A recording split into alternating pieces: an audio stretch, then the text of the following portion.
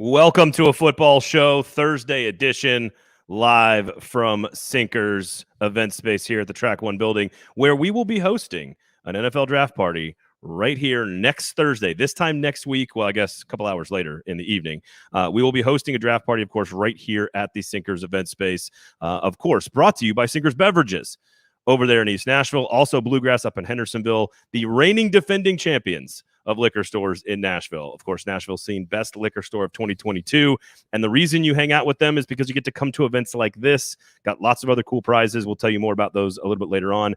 Kingston Group, buildkg.com as well. He is Zach. I am Braden. Zach, good afternoon, sir. Good afternoon. I'm excited to talk about these prospects, and I'm ready to really get into it. But more importantly, I am ready for the NFL draft to be here, and I'm ready to be back at this space in 1 week.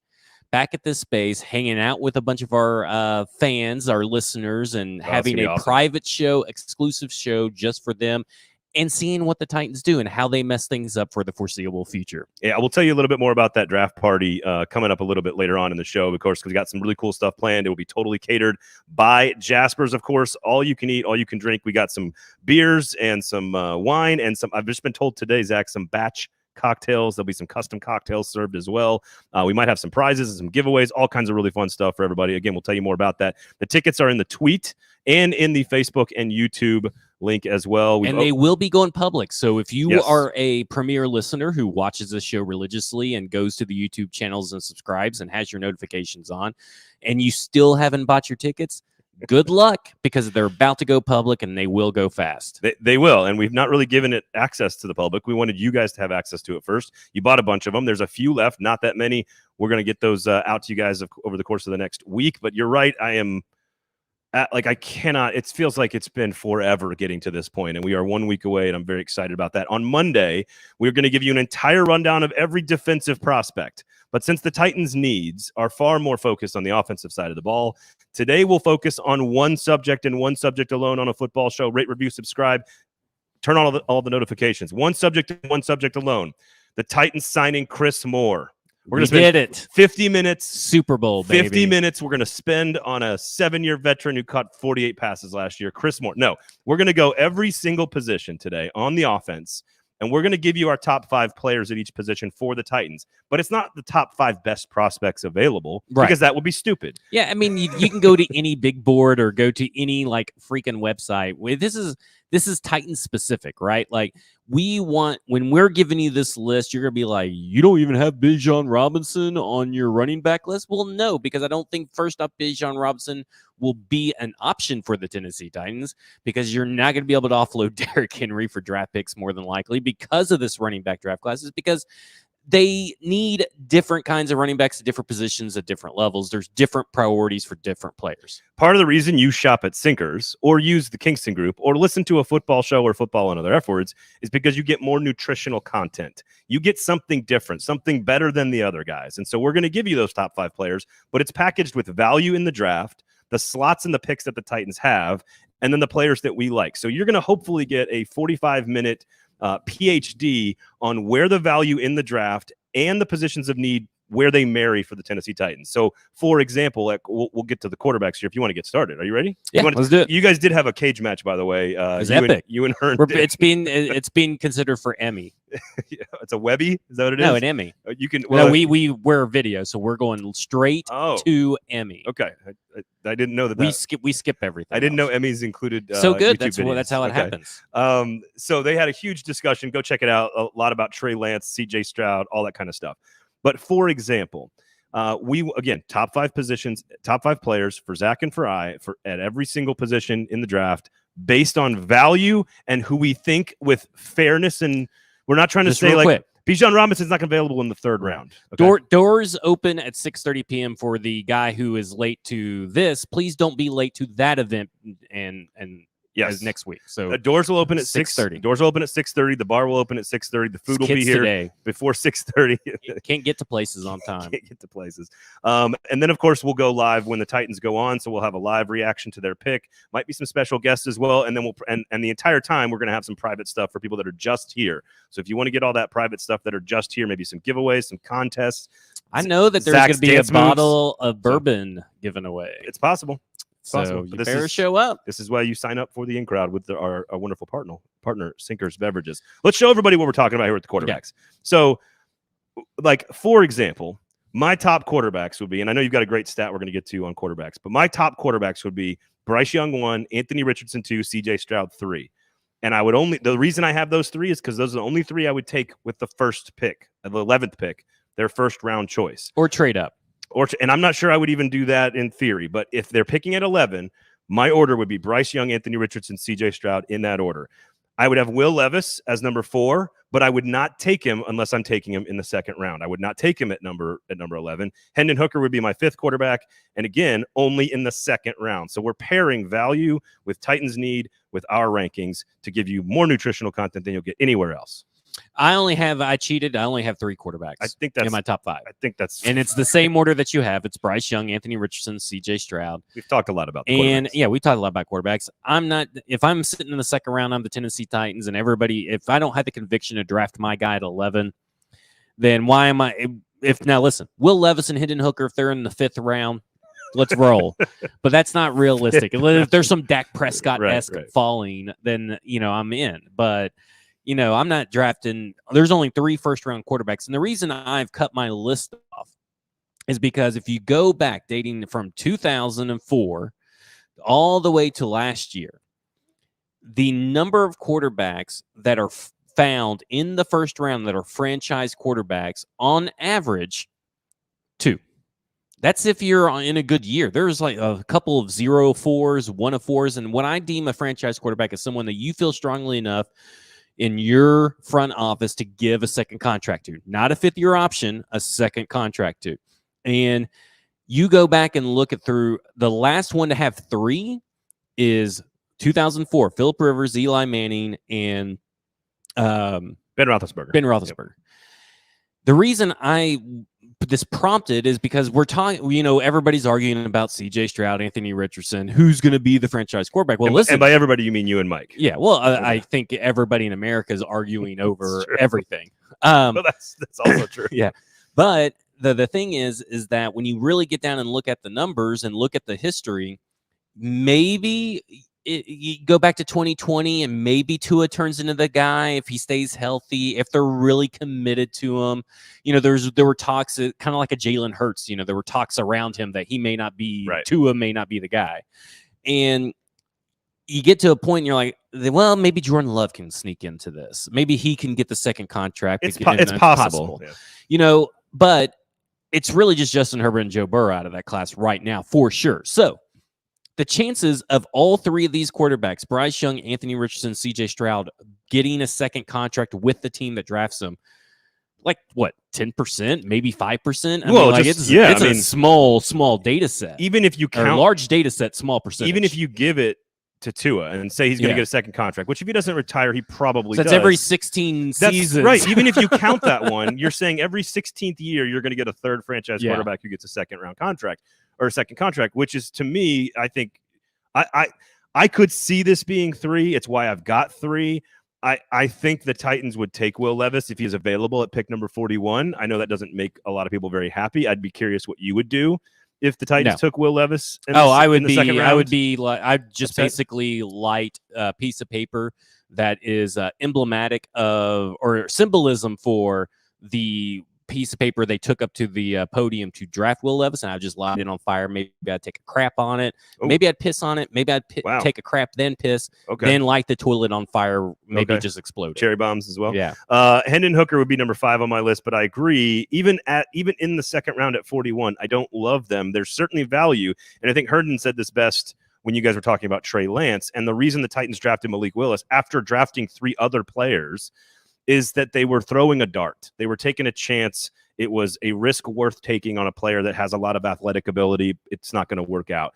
But if you have an opportunity to take value with that pick, maybe I could see Levis or Hooker in the second round. So we're talking about like 5 quarterbacks that could go in the first round, right? The best one with 5 quarterbacks in it was they went 2 for 5 in 2018. And that was Josh Allen and Lamar Jackson. You think Hooker goes in the first round? I think because of the 5th-year option. I think when you have someone that old that's got one foot in a retirement home, you have to have the 5th-year option. I think there'll be 3 quarterbacks taken in the first round. So, but again, the odds of all 3 being second. I think there's going to be 4. I think there will be 5. Okay, There's just because the 5th-year option is so valuable. It's not because of skill, not because of talent or anything like that. It's because people want to compete. There's a lot of people with that Minnesota, Tampa Bay. They're like, hell, the Commanders. Go listen to our last episode if you'd like a thorough breakdown of the entire Patriots landscape. brought in Will Levis today. There you go. For a top 30 visit. Stuff like that. That 5th-year option is very important. No, D. Good. Buck's mom will not be making an appearance on the show. Make sure you check out the Kingston Group and Sinkers Beverages, of course, the Kingston Group. So you guys get the idea, right? We're going to go through every position on offense today. We're going to talk value. We're going to talk rankings and what the Titans need and try to marry all of that together so that you are fully prepped on every possible offensive option at every round where the Titans have a pick. We are not basing this off of trading up or trading back and adding a 4th rounder. I don't have any 4s on my sheet, for example, right here, because we know they don't have any of those picks right now. We all would vote for them to move back from like 11 to 16-ish, 14 to 17, pick up an extra 3rd and a 4th, call it a day, draft the guy you want. We all know that, but that's not what we're going to operate off. The good news is that Will Levis is going to be a Houston Texan. So that's we don't really have to worry about A girl can dream. Sinkers Beverages, of course, in East Nashville. Join the in crowd. They got all kinds of cool stuff, VIP allocations. They're going to host the draft party event, by the way. Tickets available. We're going to be right here in this space with food provided by Jaspers, and all of the money goes to charity, Our Kids Foundation, of course, over there on West End, taking care of kids in the community. So all the money to charity. It's going to be a super fun time. Lots of stuff to give away. So check out those tickets, please. And make sure you remember Sinkers is the one doing all this for you. And then the Kingston Group, Nashville's locally owned custom home and remodeling firm. Don't do anything about your house until you talk to the Kingston Group. Okay, running backs. I would like to know, before we get into your list, at what pick would you take Bijan Robinson? Is there a number, a range where you trade back, you trade up from the 2nd round? If he somehow falls and people don't like him, and we know the Titans do want to move on from Derrick Henry, if they somehow do that, is there a place where you're fine with the Bijan Robinson pick? It's tough because obviously everybody thinks he's like the second coming of, Earl Campbell, insert your generational quarterback here. I have a hard time believing it. I think he's going to be more of like Saquon Barkley, boomer bust when he's available, but that's neither here nor there. You can't pass up on the value of Bijan Robinson if you're in the 20s and he's still there. I think that's right. I think if you're back in the 20s and he's there, you take the generational talent, because I actually do think he's a generational talent. But now we just so what changed? Because a few weeks ago, we talked on this podcast because I brought up Adrian Peterson, and to me, I said to me that's a generational running back prospect. Yeah, I think there's been you agreed with me that Bijan Robinson is not a generational prospect. Everybody said Kyle Pitts was too. And, I think we should all go back and listen to what was said, because I'm not fully remembering. What I would say is, remember still trapped. I will say that Adrian Peterson is what I've said my entire career. Adrian Peterson is the best running back prospect I've ever seen out of high school and then out of college. I will say LaDainian Tomlinson was technically before that. He reminds me a little bit more of Tomlinson than he does Peterson. I think he is, if you go like Bo Jackson, Herschel Walker in the 80s, and you go like Marshall Faulk and Ricky Williams and LaDainian Tomlinson in the 90s, Adrian Peterson in the mid-aughts, I don't think there's somebody there until I think Bijan is like the next tent pole of those names or whatever. We'll see. But I'm not 100% sold. But unless you get a deal done for Henry before, he's not an option unless you trade back or then from 41 trade up. So not an option. So you need, let me say something, doing this exercise and looking at where people are going that you want or that the Titans should have interest in, need a 4th round pick, man. That gap from the 3rd round to the 5th round is deadly, because if you miss out, if you don't draft a wide receiver in the first 3 picks, then you are almost doomed in the 5th round, and vice versa. Like your tight ends dwindle. The only thing that doesn't really dwindle are your running backs and your offensive linemen. Every other position just like dwindles in that 4th round because of the compensatory picks that are just being flooded. They're flooding the market. And if you do the exercise on one of the simulators, you learn very quickly that inside linebacker, which they could use, running back, which they could use, not a huge need. They could use. It is a massive need. I don't know why people are saying it's not a need. Absolutely, which they need. And then interior offensive lineman, let's call it. Very easy to get those guys in those last 3 picks in rounds 5, 6, and 7. So you have to kind of figure out where you have to get probably 3 pass catchers, 2 receivers, and a tight end. and you probably you can only get 2 out of the 3 in the first 3 rounds. Gotcha. So I know that's complicated, but here's the idea, and this is what I want you to tell me. Is there a running back on your board in your top 5 that you would take with one of the first 3 picks? Yes. A la Darrington Evans. Number one. It's the only guy that I got there that would take in the first 3 rounds, and that's Tyjae Spears from Tulane. They took him out to dinner. They've had extensive pre-draft work done with him. They have done a top 30 visit with him. He is this draft class. He shouldn't be a hidden gem. I almost feel like he's like, when he's talked about, everybody talks about him glowingly, right? Yeah. But nobody hardly ever mentions him because running back's not a sexy position. It's like, Zach Charbonnet. It's or so something weird like that running back's not a sexy position. Yeah, it's but so weird. Tyjae Spears is the Tony Pollard to Derrick Henry's Ezekiel Elliott. Like, they need a guy like Tyjae Spears. Derrick Henry is on the last year of his contract, right? Hassan Haskins has no juice in his game. He can be great as a plotting kind of like... He is what he is. Yeah, he is what he is. And they have nobody else. I mean, like, are we really going to try to sit here and try to, talk up Julius Chestnut like Mike Harden would do? I wish they had Dontrell Hilliard, frankly. Right. Now, get Tyjae Spears and you have Dontrell Hilliard for a better version. Let me ask you this. So there's only 2 guys that I have in the first 3 rounds that I would take. Tyjae Spears and Tank Bigsby out of Auburn. Those would be the only 2 guys that I would even consider. And even then, I think I would still pass on them. It would have to be third round. Only third round, no question. I don't think you're going to find Tyjae Spears or Tank Bigsby. If you're lucky, they're in the third round. I literally think that Tyjae Spears is going to go pretty high. So you cannot wait to the 5th round. So let me ask you that. Let's say one of them is there and we like them. And the Titans like him too. All these things have to line up in the 3rd round. What has to happen in the first 2 rounds for you to feel comfortable using a pick on a running back? Wide receiver and offensive line. Done. I like it. Okay. All right. Give me your next names, because I think we did this very separately. We did this all separately, and I like what you're about to say, Pete. I'm going from Izzy from Pitt because I think he's a Derrick Henry clone. And I think you can get him in the 5th round. And he maybe not the 5th round, because it seems like all the draft analysts, the nerds on the internet like me, are really high on Izzy. And I can see why. But I feel like if you're looking for the next Derrick Henry, not necessarily a 2,000-yard rusher, but if you're looking for the next big guy with the moves and the gear of a smaller guy, Izzy is the guy. So he's my number 2. I think there's a handful of guys that fit that criteria from a skill set standpoint and a size standpoint, but I also have Israel Abanikanda. Israel Izzy. I've got him as a 5th round pick as my number 2, basically best available. Take Bigsby was my number 1, but I'm adding Tyjae Spears on the fly here because I agree with you on Spears. So again, I think the size and the skill, 5th round. 5th round running back, I don't think this team can afford to draft a running back before the 5th round.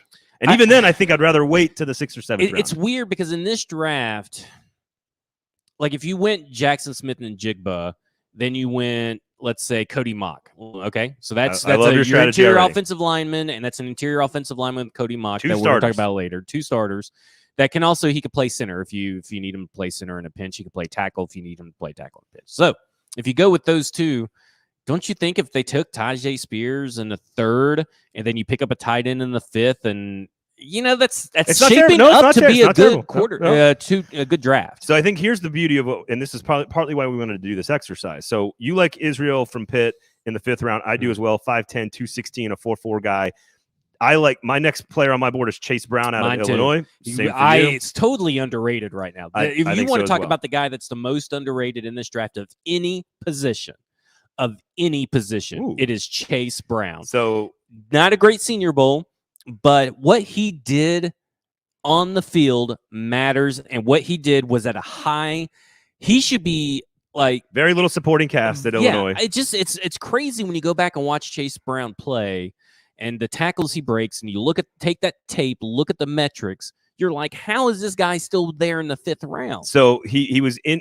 I don't want to say inefficient in a negative way because it wasn't his fault. He had a very low yards per carry because they gave him the ball. Like they would give him 40 carries in the game at Illinois, and it's because they don't have a great passing attack. They didn't have a great they were trying to win games 17-15, and they were trying to win games by wearing you down with Chase Brown, and they gave him the football like crazy, very much the way the Titans have done with Derrick Henry the last couple of years. So I think Chase Brown in the 5th round, 5'9", 210, 4'4" guy, he can take the beating. That is what he is so good at. Big physical guy that can break tackles.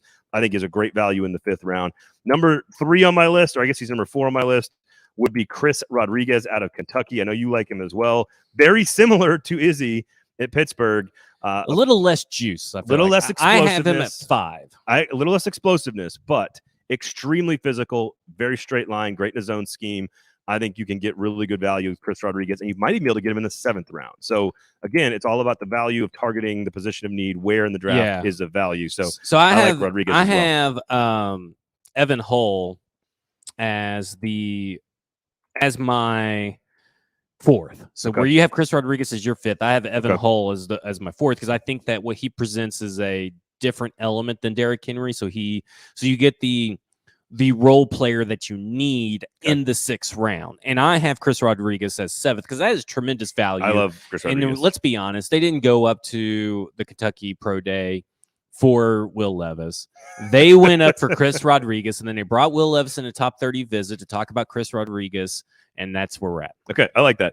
I've got Kenny McIntosh at 5. I also want to throw a name out there, just if they get him in the 7th round because he's so small, and it doesn't traditionally fit in the NFL, but Deuce Vaughn out of Kansas State, keep an eye on him. He's a 5'5", 5'6" guy, 180. He only ran a 4.56. His game speed is way faster than that. He made big play after big play after big play, carried Kansas State. He's very small. So small. He's very small. But in the 7th round, if you don't have a running back and all these guys are gone, and you want something different than Derrick think Henry, he goes undrafted. I would love to see them sign him undrafted. I would love to see Can we go back to Chase Brown real quick? Yeah. Elite college dominator rating of 42%, which is an elite running back 1 level stat, and a 9.79 RAS. Just want to throw that out there. 3,000 all-purpose yards in the last 2 seasons and 18 total touchdowns. I 5th round all day long. Name another really good player on Illinois in the last 2 seasons. His brother, Sidney Brown. He's the point is he was the offense. Yeah, he was the offense. So listen, you don't have to convince me of Chase Brown.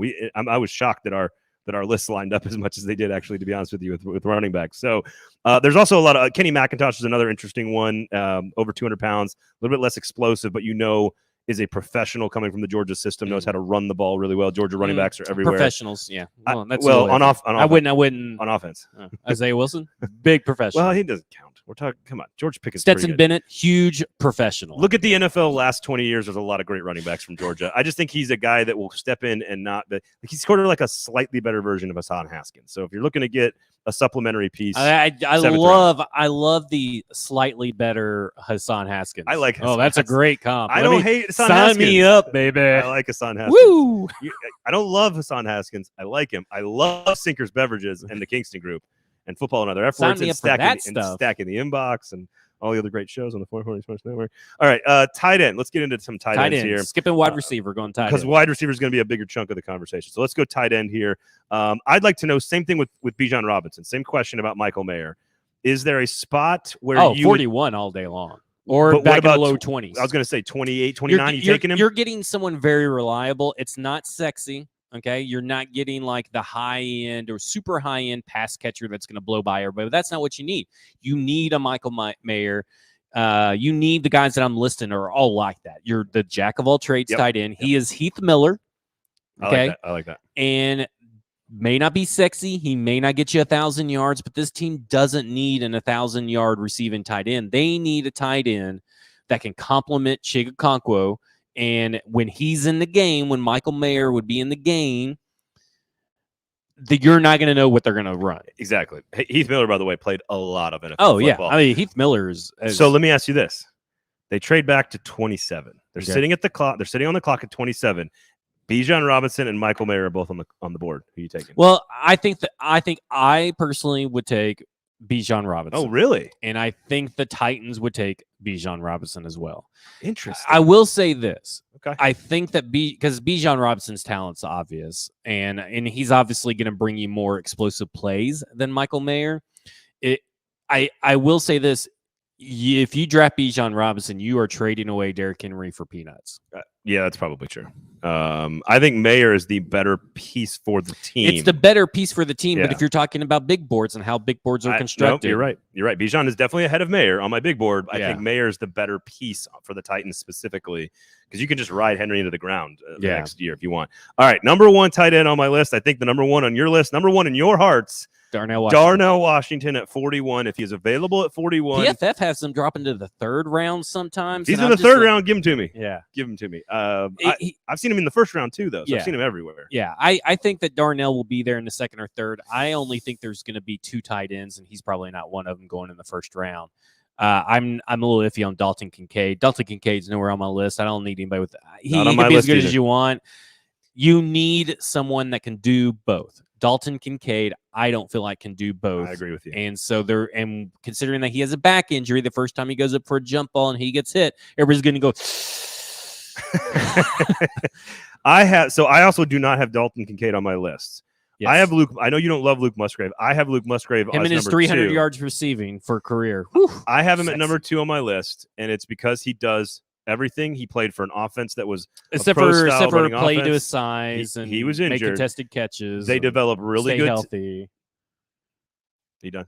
Yeah. They develop really good tight ends. He's played both inline and the slot. He is he's a technically sound player at his position. He can do everything. You don't need to ask him to be your elite number 1, but he's a perfect pairing with Chigakonkwo. But I also think he has the athletic ability to be a starting number 1 tight end. So I would take him in the 2nd round, but not before Darnell Washington. So I think he's going to go to the Raiders or the Saints. I think he's going to be a New Orleans Saints, and I think they're going to draft him in the 1st round because they're idiots. And I think I don't like him there. So the only time I'm looking at him is if he falls to 41, which I've seen a lot in these simulators. But he would not be my top pick. All right. Because if he's fallen, then you have to assume that some of these other guys are going to be falling as well. So that's why Darnell's ahead of him on my list. So. My number 2 is Luke Schoonmaker, because again, you're getting him in probably the 4th or 5th round.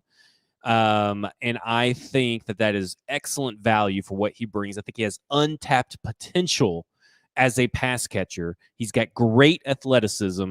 And I think that kind of him and Tucker Kraft are like this because Tucker Kraft is like Dallas Goedert.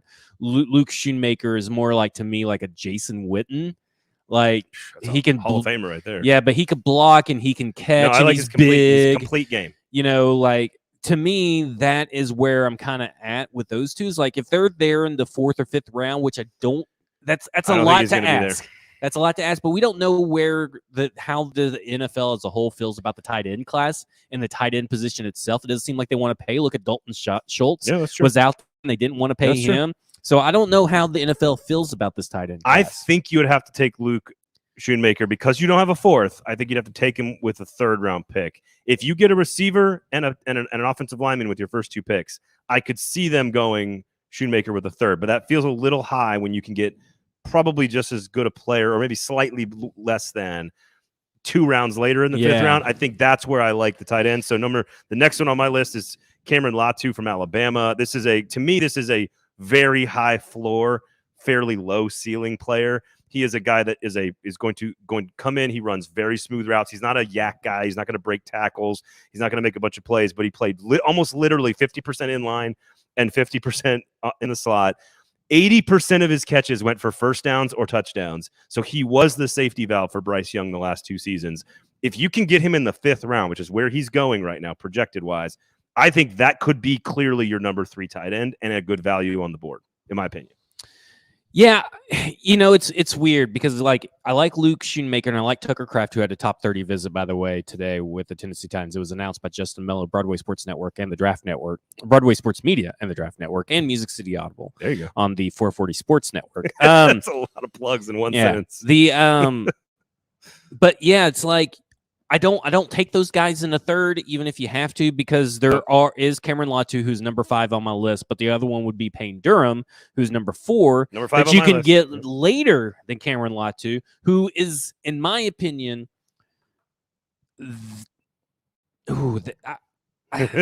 What's going through your head, Zach? I think he's going to be the second best tight end out of this class. Payne Durham? Yeah, I think Payne Durham, Okay. if he lands in the right spot, is going to be the second best tight end in this class, and we're going to be talking about Payne Durham for a decade at least. Okay, because this guy does it all. List. I've got him on my list, and I think you get him in the 6th round, which is really 6 or good 7. value. So I think that's the value. Yep, 6'5", 250, not a speed guy. Zoom meeting with the Tennessee Titans, Payne Durham. There you go. Blocking upside, solid number 2, big strong guy, great feet. I think he. I don't want to say any of the words that involve Jeff Swaim, but like he's like Craig Stevens that you can throw the ball to, if that makes sense. He's not as good a blocker as Craig Stevens, obviously. He's a Pro Bowl blocker, but I think from a 6th round standpoint, could you pair him with Chig and have them be the guys for the next 4 or 5 years? I think that absolutely could work. So there's really good value at tight end in the 5th or 6th round. So if you don't take one in the top 2 or 3 rounds, plenty of good value at tight end. Rounds 5, 6, Are we going to 7. offensive line? You want to go line, or you want to go? You want to save the wide receivers? Let's save the wide receivers for last. Okay, I can't believe you have this name on your list. I'm just now looking at his list. This guy right here. Yeah. Well, he's not a great guy, but he's a good wide receiver. We'll see. Is he? All right. Yeah, we'll see. Of course, our entire football show, brought to you by Sinkers Beverages and the Kingston Group. Look, listen, Sinkers Beverages, East Nashville, Bluegrass, and Hendersonville, locally owned, 2022. Best liquor store in the city by the Nashville scene, and it's because they do stuff better than everybody else. They've got this space right here that we're standing in right now. We're going to have the draft party here next Thursday. Tickets are available. You can get them in the show notes as well and on the Twitter account at 440 Sports. But they just do stuff better. VIP allocations, go sign up for the in-crowd. You get all kinds of cool stuff. We've already talked about this with them, and we can't give you any details yet, so we're sorry.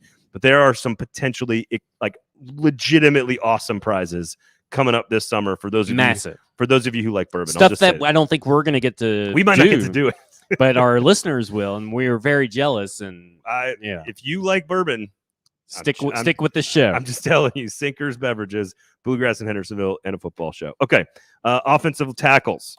So I sat down and had a really tough time with this because I think there's 2 guys that I would take in the 1st round. Paris Johnson at number 1 is number 1 on my board at 11. It changes the way the rest of your board works if you do that, but you can do it. If they trade back a couple spots, let's say 15, 16, 18, whatever, Darnell Wright would be number 2 on my list, but only if they move back a little bit because there's some flexibility there in terms of positional needs. I'm not sure there's another tackle on the board that I take until the 5th round. Anton Harrison. Where do you take him? I'm taking him in a trade back. So for me, it's Paris Johnson Jr. at number 11, and then in a trade back, I'm taking Anton Harrison from Oklahoma.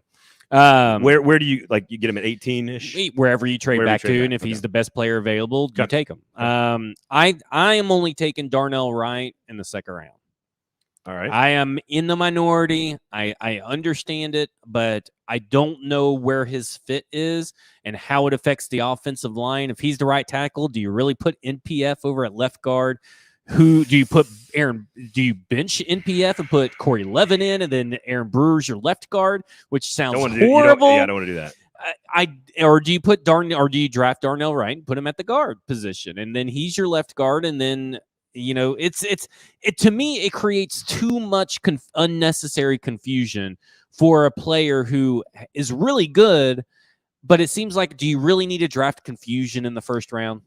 I understand exactly what you're saying. It is a concern. Here's what I could argue, though, that the second they draft him, he's the best offensive lineman on the roster. And if he's the best offensive lineman on the roster, it's hard to pass that up. Yeah, but you can get the best offensive lineman on your roster somewhere else too. Also possible. We'll get to guards and interior offensive linemen in just a second. It's to me, it's like, I get that he's a really good player. I just have a hard time figuring out how. I feel like the ramification of drafting him is going to cause again the Tennessee Titans to play musical chairs with the offensive linemen, and by week 8, everybody's injured or everybody's finally gelling. And we've wasted half a season for the 5th year in a row under Mike Vrabel. Find people. I'm just at the point right now. Find people that go in at the spot that you need, and the spot that you need is left guard. Here's the thing, though, about Wright. Like, I think he has the chance to be the best offensive lineman in the draft.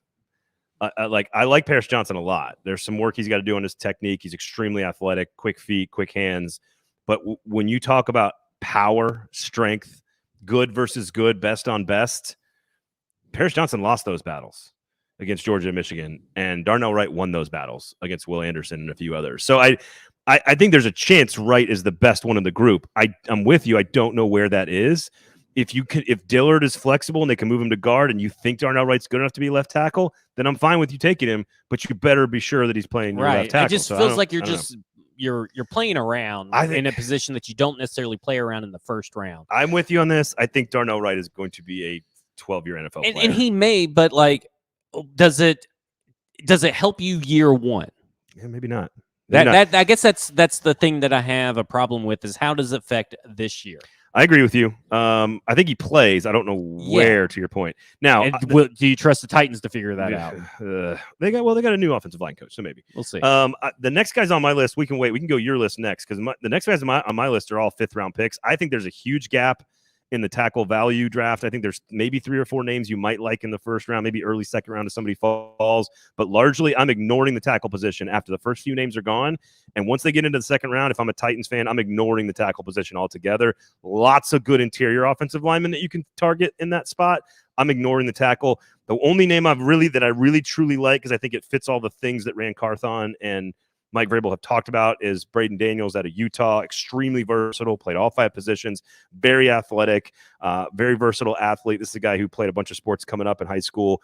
If you can get him in the 5th or 6th round, which generally you don't find offensive tackles that late, I like him because he's versatile. I think you're looking at an offensive guard. In my assessment of him is offensive guard. So he's my interior offensive lineman number 3. Oh, okay. So that's where I have him. And that's because he's in the 5th and 6th round. And in fact, there's a couple of different guys back in that back round that you can get. He spells his name wrong, athletic. Yeah. So there's that. But, like, I'm with you. Braden Daniels fits what they want. They've shown interest in everybody at Utah. It feels like the linebacker Muhammad Diabete and Braden Daniels. Very well coached. But I have him as an offensive guard. So I'm with you. I wouldn't be upset. At 3rd, yes. 5th and 6th, I agree. No, I agree. And I'll give you my list so we can get mine out of the way. I like Tyler Steen, I like Blake Freeman, and I like Wanye Morris as well. None of those guys before the 5th round. All 5th round or later. If you can get them in those spots, there's some value there to be had. They're all athletic. They're all versatile. They've all played a bunch of positions. They're what the Titans are looking for. But I'll just get those names out of the way, because I'm not touching them in one of my first 3 picks. Well, we're gonna have to talk about those guys, because I'm gonna talk about them right now. Is that Jalen Duncan is my number 3. And he is a guy that they saw him at the Senior Bowl. They went to his pro day, top 30 visit, and a virtual visit with Jalen Duncan. And unfortunately, a lot of visits. I agree with you that Jalen Duncan, Tyler Steen, Blake Freeland, I would not normally draft in the 3rd round. You're probably going to have to draft him in the 3rd round because you don't have a 4th round pick. And I would understand that it's a reach, but it's a reach out of necessity, not a reach out of assessment. But doesn't it still leave you with the same questions as Darnell Wright?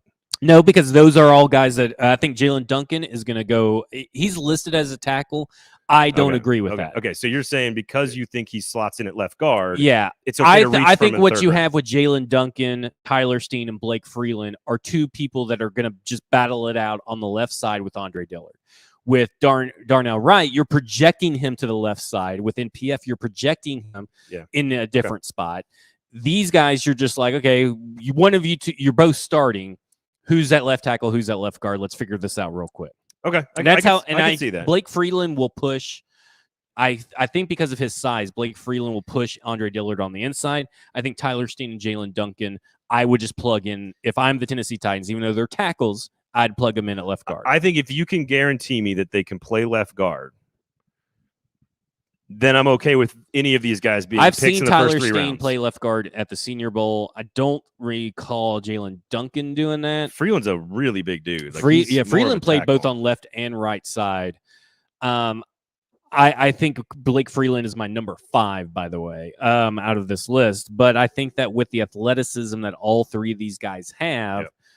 I think that what you're looking at is you're drafting them sort of with the idea in mind that, hey, we're probably going to start you at left guard, and then we're going to Bless you. radio. God, And then we're going to God maybe bless you. move you at left tackle once we get rid of Andre Dillard. I think that's possible. Again, you would have to, I think, to take a player in the first 3 rounds. I think Duncan and Steen. I think Duncan and Steen start at left guard day 1. Okay. And I think Blake Freeland starts at left tackle day 1 and moves Andre Dillard into the inside.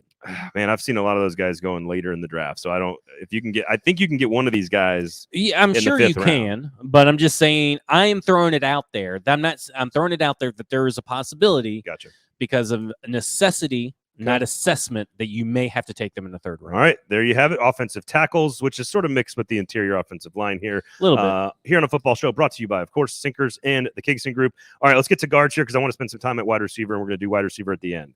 So let's get to guard here. Now, every time I do the simulators, I start with Jackson Smith and Jigba in the first round, and it gives me the draft opens up like a beautiful flower with the 2nd round sitting there at 41 to take your favorite interior offensive lineman. That's beautiful. It is by far, like, when you take Smith and Jigba in the first round, you fill your number 1 biggest need, and then you give yourself the flexibility in the 2nd round. If Darnell Washington happens to be there, you can take him.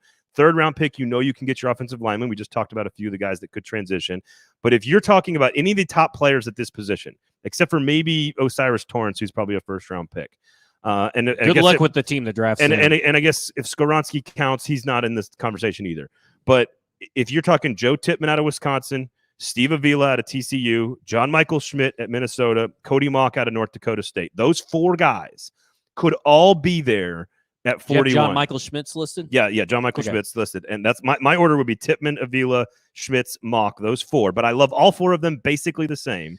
And I would say that any of those 4 could be available at number 41. I think you might be able to take your pick and who you want, and they are all plug into left guard spot and play immediately. So you are taking John Michael Schmitz and Tippmann out of center and putting them at left guard. They're all flexible enough to do it. Okay. And it gives you a backup in case Brewer or Levin or whatever doesn't work out. I took them off my list. I like both of them. Don't get me wrong. I took them off my list because they gave Aaron Brewer, which they shouldn't have, but I knew they would, $4 million. I agree. So to me, the best combination, if you draft one of these guys, would to be put Brewer at left guard because I think they're that much better centers. And I don't know if I like that. That's what you're saying. Or you're going to have to draft another offensive lineman or get an undrafted free agent like an Anthony Bradford. Could be an undrafted free agent. That's true. Here's what I'll say. To your point, I will say that I think Tippmann is the only one that is like purely, truly more of a Luke center. Weipler. I'm surprised that he's not on. I've got him on my list, but he's down below a couple Okay. guys. John Michael Schmitz though has the ability to move around. Yeah. Like he could play left guard immediately, and then it's about where getting your 2 best players at the right positions versus like maybe he's a little bit better of a center, but Brewer's so much worse of a guard that you don't want to do that. I think again when you take Jackson Smith and Jigba in the first round, you open up the 2nd round to take your favorite interior offensive lineman to plug him in right away, and then you fix 2 holes with your first 2 picks, and you're good to go. My dream scenario is Jackson Smith and Jigba, if there is no trade up for a quarterback. Jackson Smith and Jigba at number 11, Steve Avila in the 2nd round. I love Steve Avila. And I'm in. I love it. I am doing cartwheels. I don't care what happens the rest of the draft. Pretty much is like if you get those 2. Yeah, if you get those 2. I am in. They make this offense better. Now, my 1B or my very close number 2 would be Cody Mock because he is a guy that can play all the positions as well. Also insane, which it's in a good way. I mean that in a good way. Like here's what I wrote down about Steve Avila: big, gnarly dude, great hands, great strength. Here's what I wrote down about Cody Mock: incredibly intense, competitive, athletic. Is he a little too light in the britches? Those are the only 2 things. That's why I think you have to play him at guard. They're both super athletic. Well, I would say Mock is super athletic. Avila is athletic enough. Yep. But it's what he does if Steve Avila gets his hand on you, game over. If you're taking him down, you're going down with him. So to me, and I'll include Tippmann in this. I know you're not, but Tippmann, Avila, Schmitz, and Mock, if those 4 are available in rounds 2 or 3, You take one and you if fill one your of those hole. are available in 3, you just take You're them. done. You're done. Now, what I think is interesting is if you somehow, some way end up with other pieces in the first 3 rounds. Maybe it's a wide receiver, a tight end, and something else. Maybe it's a defensive end. Maybe it's a corner they see. Yeah. Maybe there's some value that falls to them. Julius Brents, which we'll talk about on Yes, Monday. on Monday, all defense, by the way. But if you then wait, there actually is still some good value in the 5th, 6th, and 7th round as well. So we're pretty much in agreement on the top names here. I did simulators all night the other night, and I got Ricky Stromberg from Arkansas in the 5th round at pick 147 almost every time I wanted to. So I'm a big Stromberg guy because I was a big Frank Ragnow guy when he was coming out of Arkansas, and everybody looked at me like I was crazy. And look at him. What does the head coach do? What is his trade for 35 years? He develops offensive linemen. Sam Pittman is an offensive line wizard. That is what he does. I like Ricky Stromberg a lot. I like out of Alabama, if you're looking 5th, 6th round, my next on my list is Emil Ikior out of Alabama. Very refined, gets better and better and better. Really good mover, strength, not overly big, but I think big enough to play left guard if you wanted to play him. And then the name I would keep an eye on, I do like Whippler, but I think the guy that reminds me of the Vrabel sort of Carthon thing is Alex Forsyth out of Oregon. That's a guy extremely versatile, played all 5 positions, very athletic, good in space, great technique. He's been sort of the leader and the vocal leader of the offensive line for Oregon. So if you get him in the 6th or 7th round, that's sort of where I'm at with. There's some really sneaky good value at the interior. I got 2 more line. names to add to that because we already talked about Braden Daniels. John Gaines out of UCLA, 6th or 7th round pick. I like him. Super supremely athletic. Maybe not the functional strength. They're going to have to build up his NFL strength and power, but he's got everything that you need. This whole team is made up of lighter than normal offensive linemen that are super athletic to get out in space, and nobody is more athletic, and it shows up on tape, than John Gaines in this draft. And another one that's very sneaky that I'm surprised he's still in the 7th round, and I believe the Titans have been linked to him as well, is Anthony Bradford.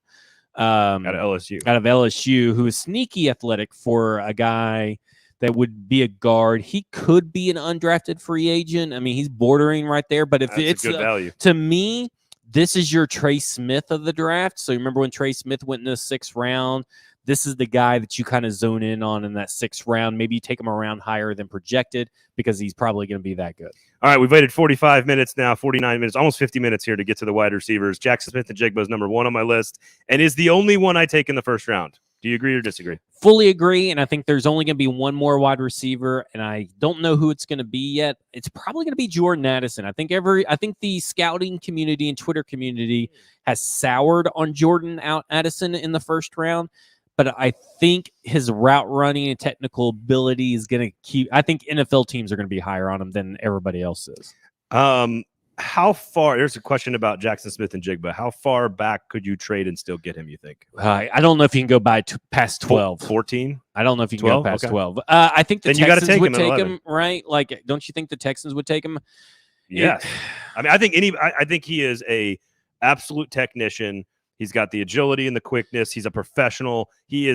I'll say this. We've talked about this. He was going to start. He's going to start in the NFL for 10 years. As it stands now, as I'm trying to get what I'm standing on back together, as it stands now, as the draft order is set right now, with the way it should probably fall out, which is whether the Texans take a quarterback or a defender at number 2.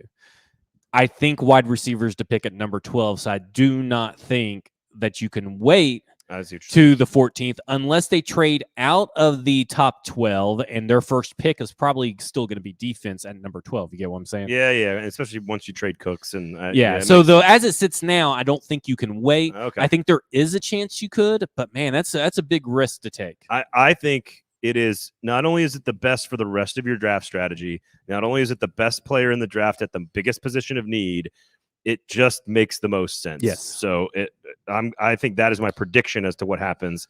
I would prefer a trade back and then see how the draft board falls. But I think if they're sticking at 11 and picking, I think Jackson Smith-Njigba is the guy. Now, the question is, of any of the next guys, Addison, Quentin Johnston, Jalen Hyatt, Zay Flowers, if any of those guys are available at 41, who do you like? Jalen Hyatt the most out of that pick. That group. I would go Jalen Hyatt, then Quentin Johnston, then Jordan Addison, then Zay Flowers. Really? I like Zay Flowers probably the most. Yeah, a lot of people are in love with Zay Flowers. I like Zay Flowers. I think that he's probably the most I'm not saying he's not good. I think he's the most overhyped wide receiver in this draft class. I think he's the most versatile of this group. I think Jalen Hyatt does one thing very well. I think Quentin Johnston does one thing pretty well. I think in college you're right. I think in the NFL, it's not. You're not going to see that multi-dimensional. He played inside. He played outside. They did a lot of motion stuff with him. He ain't gonna be able to play very outside. Productive. Got better every single most productive receiver in the history of Boston College. Rewrote the record book. So I could see who was the most who was been before him. That's put me on the spot. I don't know BC's probably some white guy from the 50s. Yeah, somebody named Charlie Jones probably. Zay Flowers be the one I would think about. I think Jalen Hyatt could be there as well. I don't think Quentin Johnston is available. I don't even have Jordan Addison on my board, so I didn't even write him down. I don't either. I don't think Jordan Addison is a Tennessee Titan guy. No. And I struggle. Solid player, but I struggle with what I feel about Quentin Johnston. Is he just Corey Davis? Is he more than Corey Davis? Or is he Laquan Treadwell? I feel like the range of Quentin Johnston's career is the least predictable out of all the wide receivers because it's Devin Funchess at his best. Ooh, that's even worse than that. May be the worst than company. He's like skinny Kelvin Benjamin over here. Exactly. Who's a little slower than you think. Yeah, I just struggle. I could see why the Titans would draft him at 41, but I don't know if I would say that because someone's talking about it in the chat I just saw. Jason McDonald, I believe. If I have to choose between Quentin Johnson and A.T. Perry, Quentin Johnson the second and A.T. Perry in the third, I'm taking A.T. Perry in the third. I think there's a million dudes I'm taking in the third over Quentin Johnson. But I'm just saying the big guys. Yes. Oh, yeah, I see what you're saying. Or like Tillman, too. I guess Tillman would be. But I think Tillman is – to me, Tillman's my number 2. I think he's your number 2. He's my number 2 as well. For the Tennessee Titans. And I think you can get him in the second, and you may be able to get him in the third. But I think that if you were to – even if you were to take JSN and you double-dipped to get Tillman, and you go JSN and Tillman – they're going to have to call the hospital and ambulance to come get me because my erection will last longer than 4 hours. It's a scheduling conflict is what that is. Here's the strategy that is most interesting to me. Wide receiver at the first round, interior offensive line in the second round, wide receiver in the third round. That is an interesting strategy. You get tight end, linebacker, running back in the last 3 picks where there's still value, as we just explained. We haven't talked about linebacker, but we'll talk about that on Monday. Lots of guys you can get whatever round. But I love Cedric Tillman. I think he's 1,000,000% there at 41. Yeah. So the question is, how much do you love him? If you love him to be a starting player and you've already drafted a receiver, it might be a weird look, but you do it. Oh my gosh. I think you can get him in the third. I think you might be able to get him in the third. You may be able to. Because I think all these speed guys we're going to talk about, because I like of the little, let's call them the little speed guys. Little fellas. Tyler Scott, Marvin Mims, Jaden Reed. Of those 3 guys, they're all Jaden Reed's the biggest, by the way. Yeah, that's true. 5'10". Of those 3 guys, I like Tyler Scott the most, but I think all 3 of those guys are going to have very different grades amongst NFL teams. And so they could easily go before Tillman because of the injury status and because Tillman doesn't have that explosive thing that people look for, but he's really good at everything else. Cedric Tillman is a almost complete player. He's just not a burner or a guy who's going to catch the ball and make a bunch of people miss. So you have Tyler Scott as 3. I have Jaden Reed as my 3 and Marvin Mims as my 4. So we're talking about the same kind of wide receiver, right? So Marvin Mims is falling down draft boards supposedly, or maybe I guess I shouldn't say falling down. He, according to NFL teams, he hasn't been as high among the NFL teams as he is the draft scout community because I think with his size, and I think there's a little Jalen Hyatt critique to him.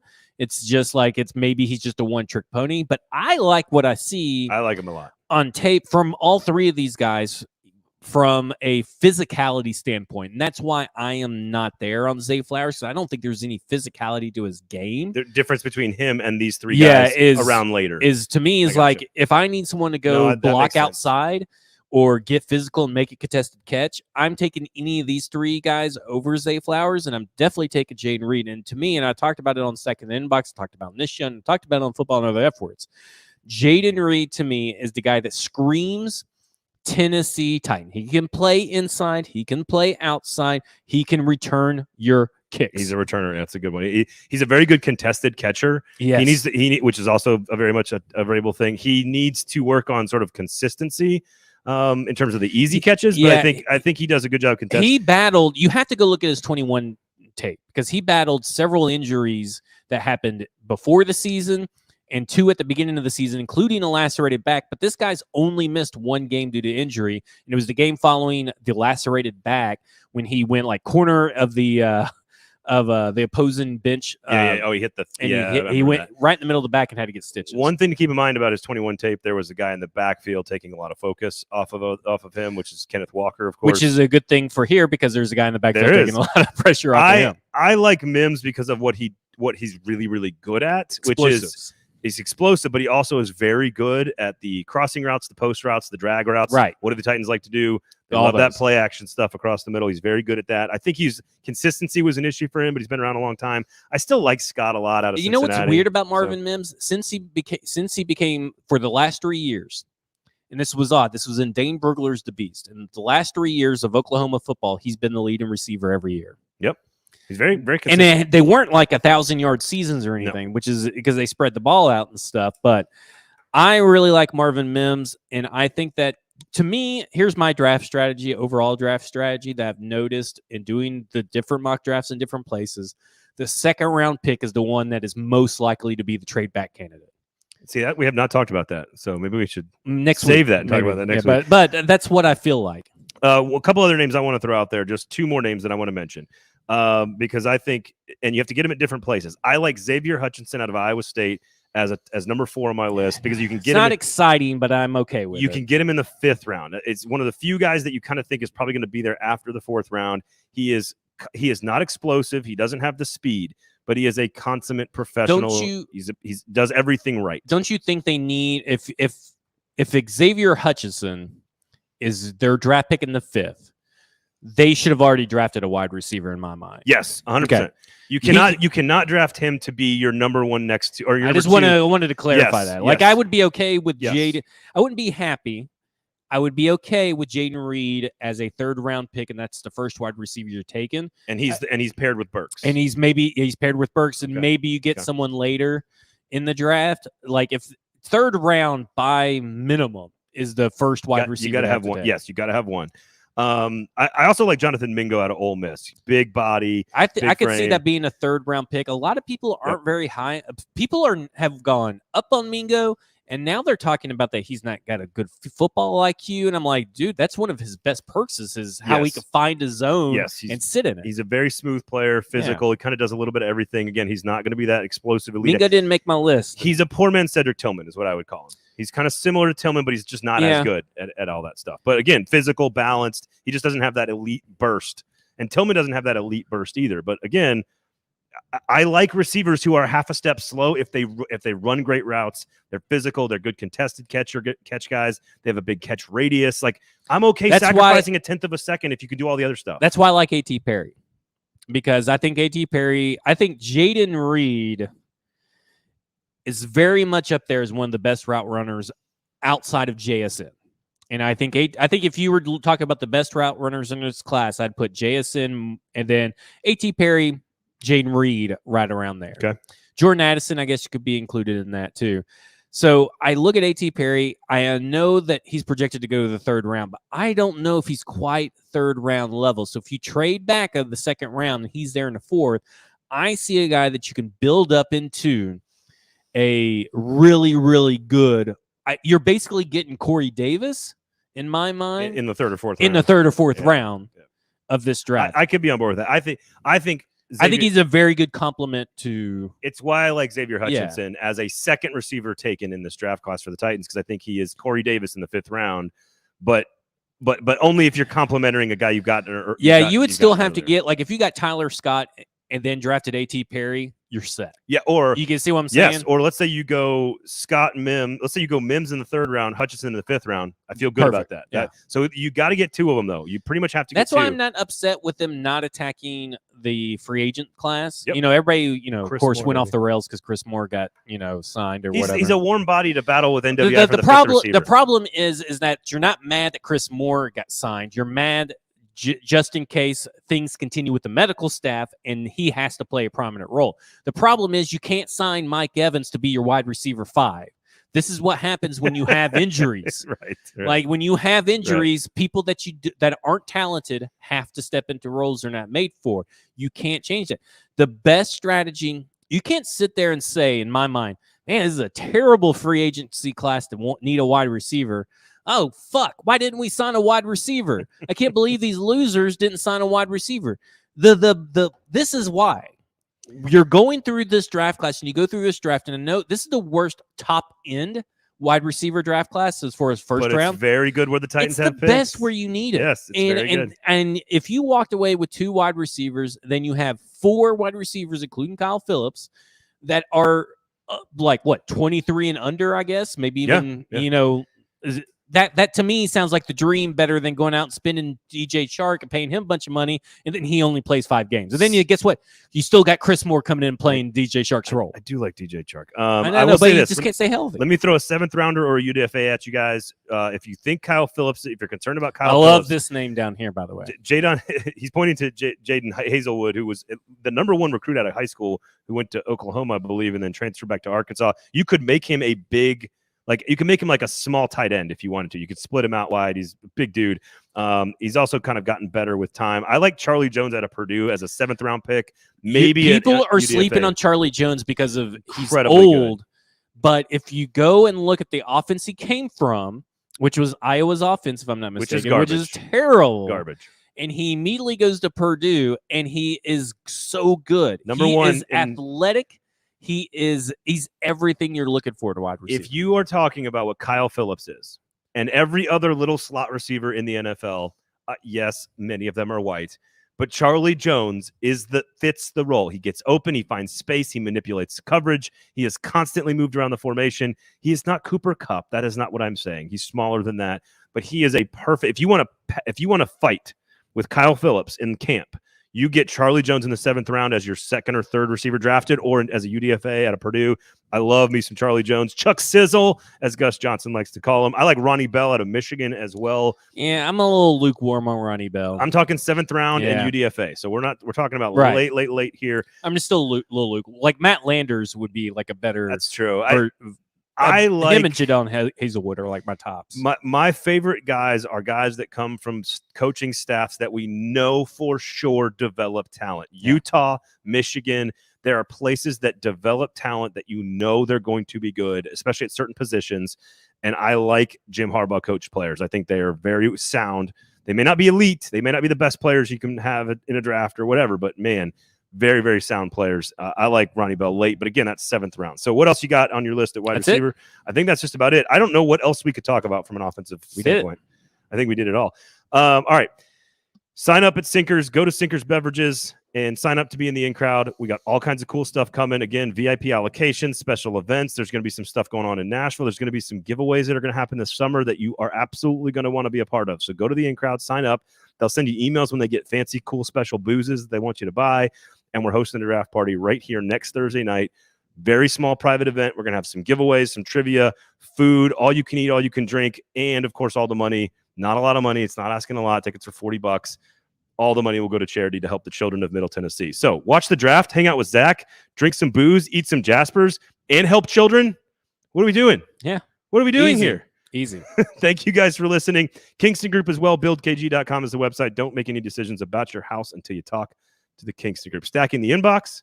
Yep. Football and Other F Words. Yep. All the other great shows at across F-word spot on Twitter. There you go. At Braden Gall. All the other great shows across the 440 Sports Network. All you guys that have hung out with us today, and we're going to see next week. We'll be back on Monday with our defensive explanation. So don't go anywhere, folks. Have a great weekend. Thanks for hanging out with us. This has been a football show.